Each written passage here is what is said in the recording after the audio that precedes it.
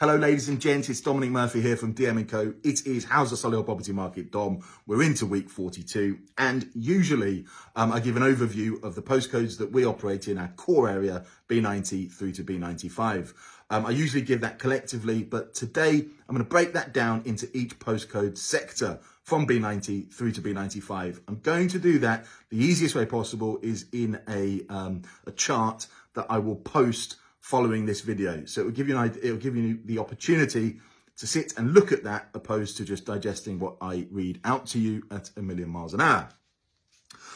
Couple of interesting points there. B90 and 91, the most active postcodes by way of available properties. B93, an incredibly tight postcode sector.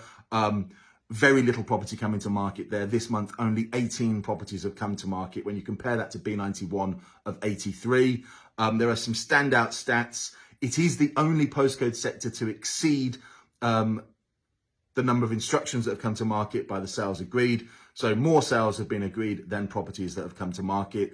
I think that's about 104, 105%, whereas the rest of the market's trading, or the rest of the postcodes are trading around 70%.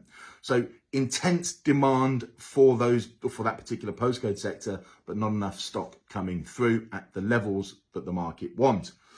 Reductions again are pretty constant and heavy throughout the market.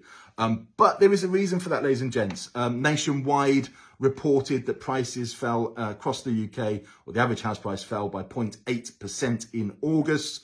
That's the largest monthly decline since 2009, and nationally house prices today are 5.3% less than they were in the peak of the market in September 22. That doesn't surprise me. And don't forget, ladies and gents, that house prices had surged to more than 25% since the start of the COVID-19 pandemic. This was boosted by greater demand for living space, low interest rates, and of course, the stamp duty incentives that were on offer. The market that we operate, the market that we operate in has had a relatively soft landing, in my opinion. And with those 25% increases, it can be easily carried away for us to believe and think that we are in a rising market. We are not in a rising market, ladies and gents. If you want to sell or move, now is the time to be realistic. And remember, it is all relevant. If you are moving within this market, then whether you're taking what feels like a hit on your property is most likely to mean the person that you are buying from is likely to take a hit on their property.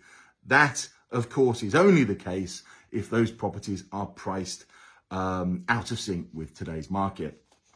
I'm going to leave that there. Please do use this opportunity this week to fire some questions in. I'd love to hear from some new followers. And if you like what you've listened to today or have an opinion, please do share it with your friends and connections on these social platforms. Take care, ladies and gents. Thanks ever so much. Goodbye.